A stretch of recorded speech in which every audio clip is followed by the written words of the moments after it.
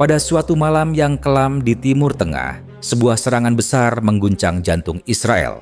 Untuk pertama kalinya dalam sejarah konflik modern antara Iran dan Israel, kota Tel Aviv mengalami kerusakan besar akibat rentetan rudal balistik yang ditembakkan langsung dari wilayah Iran.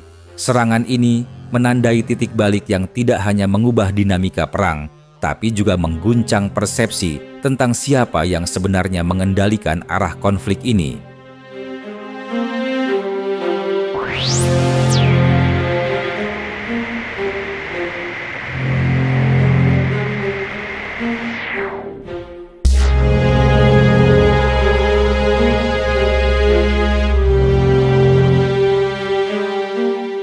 Serangan dimulai tepat pukul 2 dini hari waktu setempat.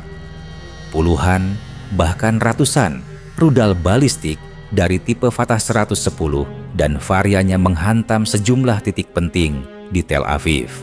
Sistem pertahanan Iron Dome kewalahan.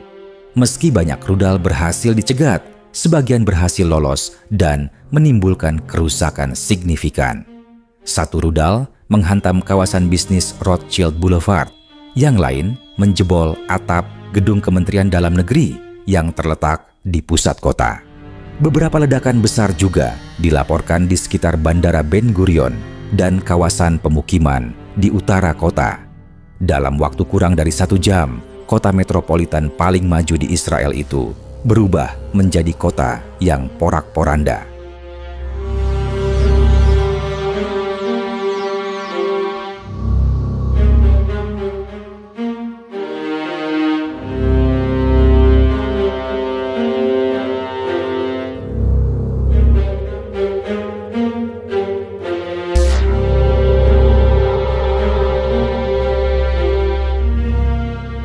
Perdana Menteri Israel Benjamin Netanyahu segera menggelar konferensi pers darurat. Dengan wajah tegang, ia menyatakan bahwa negara berada dalam kondisi perang penuh dan mengumumkan mobilisasi militer secara besar-besaran. Namun bagi banyak warga, pernyataan itu datang terlambat. Mereka mempertanyakan bagaimana sistem pertahanan yang selama ini dibanggakan bisa dilumpuhkan dengan begitu efektif.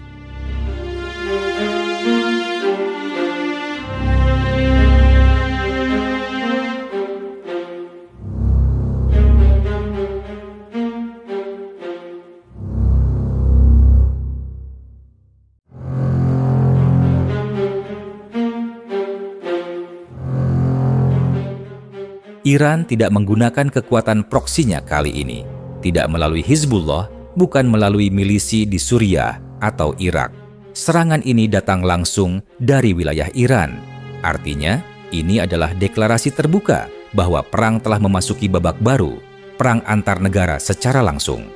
Rudal Fatah 110 yang digunakan dalam serangan ini memiliki jangkauan antara 250 hingga 300 km.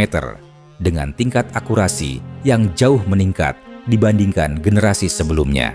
Beberapa laporan bahkan menyebutkan Iran menggunakan varian terbaru dengan pemandu optik dan navigasi inersia yang memungkinkan serangan presisi terhadap target strategis.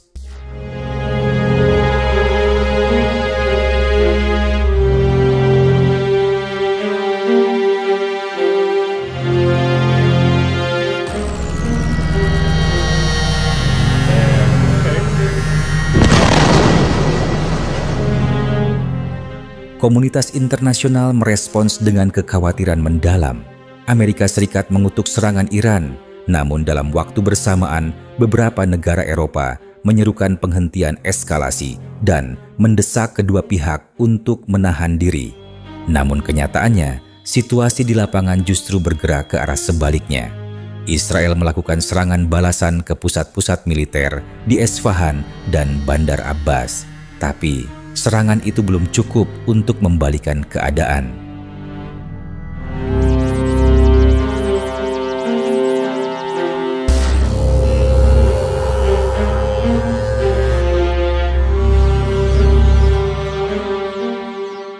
Di dalam negeri, krisis lain mulai muncul.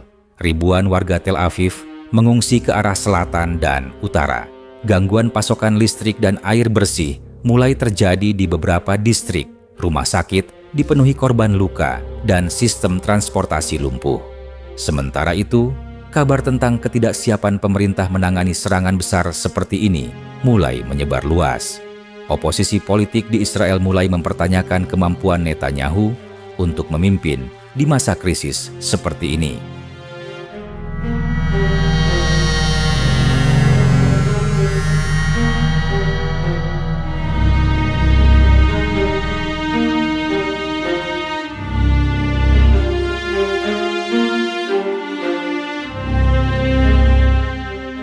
Serangan Iran ke Tel Aviv bukan sekadar aksi balasan atau unjuk kekuatan. Ini adalah pesan strategis yang sangat jelas. Iran mampu menyerang jantung Israel dan mereka bersedia melakukannya jika diperlukan. Pertanyaannya kini adalah, apakah Israel akan merespons dengan perang terbuka penuh atau memilih jalur diplomatik? Apakah kawasan Timur Tengah bersiap menghadapi perang regional yang lebih luas? Dan bagaimana posisi kekuatan besar dunia dalam konflik ini?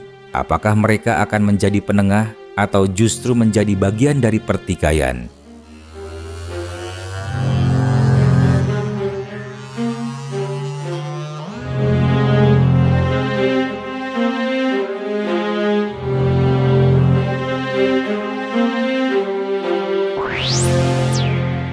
Apa yang terjadi di Tel Aviv malam itu bukan sekadar peristiwa militer.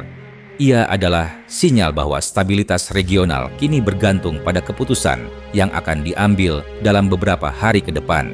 Dan jika tidak ada yang menahan laju eskalasi ini, maka dunia mungkin tengah menyaksikan awal dari sebuah perang besar yang telah lama ditakuti, perang terbuka antara Iran dan Israel.